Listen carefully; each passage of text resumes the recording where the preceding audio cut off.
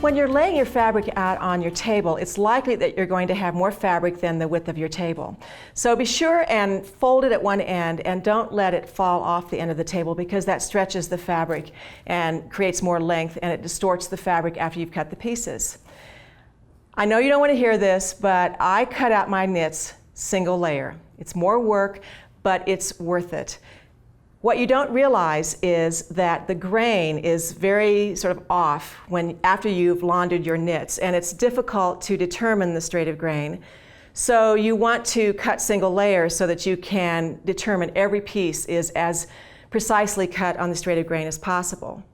You also want to use a one-way nap. What you don't realize until it's too late, in fact after the garment is made, is that knits have a nap. They can have a sheen to them, and one front can be a different color than the back. So it's important to lay out the pattern pieces going in the same direction. So this just shows and reminds you that pattern pieces, all the same direction. But how do you find the grain?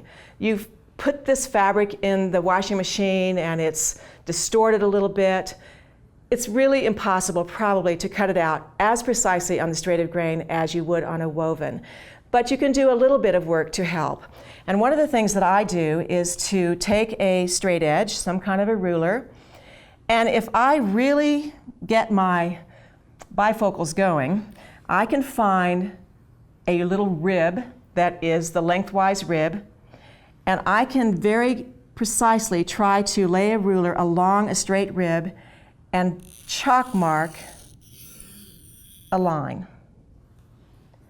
And then I have a line to measure from to whatever the straight of grain line might be on your pattern, whether it's the traditional straight of grain line on the pattern piece, or in this case, a fold line. It's also important that you understand which way to lay the fabric out, and that is to make sure that the most stretch of the fabric goes around you. So it's horizontal.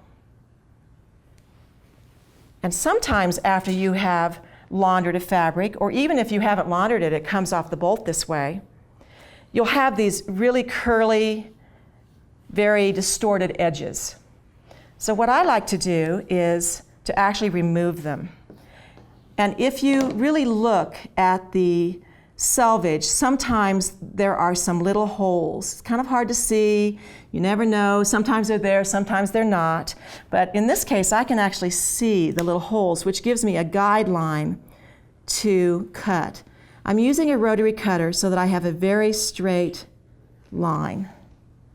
So just get rid of that. And now you can see this fabric wants to lie perfectly flat rather than having this ruffled edge. Sometimes you want to interface certain pieces, and generally with knits, that's going to happen on some smaller areas like collars, cuffs, maybe a front band, rarely for a whole garment. So you want to choose an interfacing that is really complementary to the stretch of a knit. So the interfacing has to have stretch, and in this case we're going to use a tricot interfacing that has stretch to it. Tricot is a knitted interfacing.